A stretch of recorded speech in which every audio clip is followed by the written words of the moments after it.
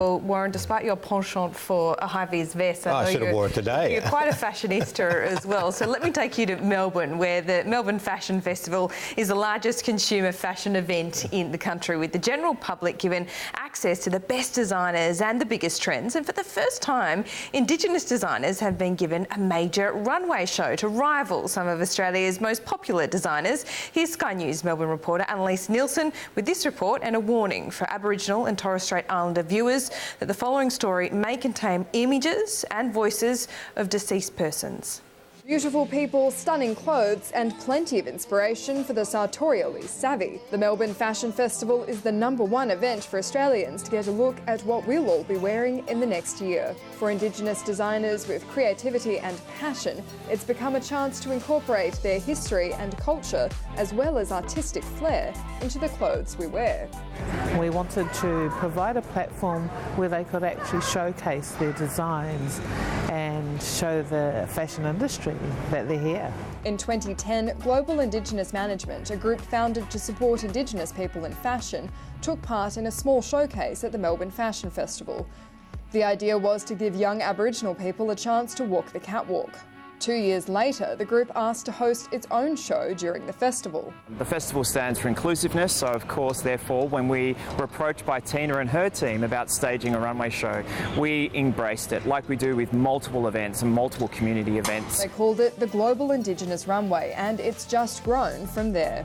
And we've provided the support to over 1,600 Indigenous young people on the program, so they get to come onto the program and look and gain the experience and training in the fashion industry. It's not just Aboriginal and Torres Strait Islander models and designers stepping up to the challenge. The runway has come to represent global talent too.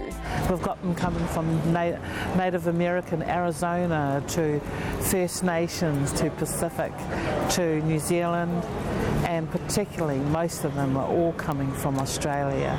For the first time in 6 years, the Indigenous runway is being held in the Melbourne Museum, right across from all the main runways of the Fashion Festival.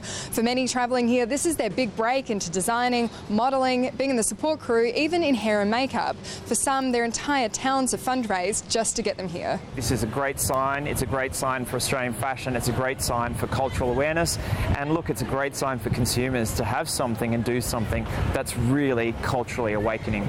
And the chance to be so close to so many leading figures in the fashion industry is that foot in the door they're hoping for. Also, many of the designers and many of the models that have featured in the Global Indigenous Runway are really making their mark for themselves. And certainly it's good for the festival because it's a great hunting ground for us to look at incredible talent. Run with just in-kind support from the government and some suppliers, the group is hoping to grow to a point where it can rival the main shows at the Fashion Festival. And for us, we're looking for support of the corporate sector to help us keep this platform, to be able to create a bigger one. And no doubt they'll step up to the challenge.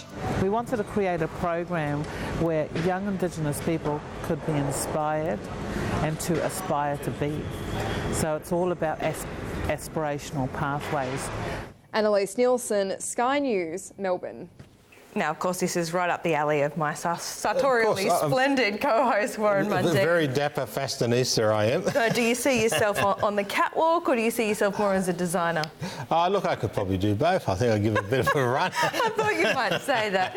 Now, aren't they amazing, though? 1,600 Indigenous young people involved in this, the industry itself, but also in this runway program. I mean, their designs they will rival some of Australia's best. And looking at Aboriginal culture now, you're looking at Aboriginal design, the colours, the dots, everything that comes with it. It's just amazing. So it's really fits up our cultural line. It also gets us onto the global stage again, like Aboriginal art. This is Aboriginal art itself, and also for the models, getting the opportunity for these young, incredible, good-looking people that can get up on the stage, and hopefully I could get that opportunity too. Perhaps that was definitely a call out. Perhaps Please. Don't hang by the phone for too long. But you make a really good point that Indigenous art, this is one form of it, of course.